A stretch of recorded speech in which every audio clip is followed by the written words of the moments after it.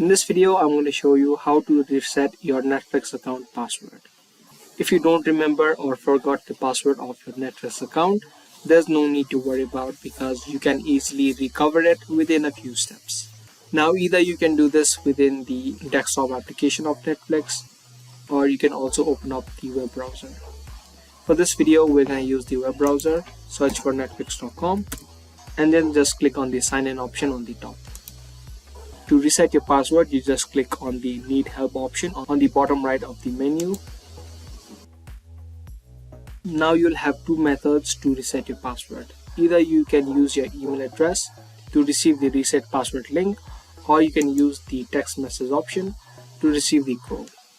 If you type in your number, you'll receive a text message on your phone, and from there you can reset your password. Now if you're using your email address, you'll receive a password reset email instead of the code. So you just type in the email address of your Netflix account and then just click on email me. Now once you open up your email, you can see the password reset link now has been sent to the email address that I've just entered. Make sure that is the exact email address that you used while creating your account.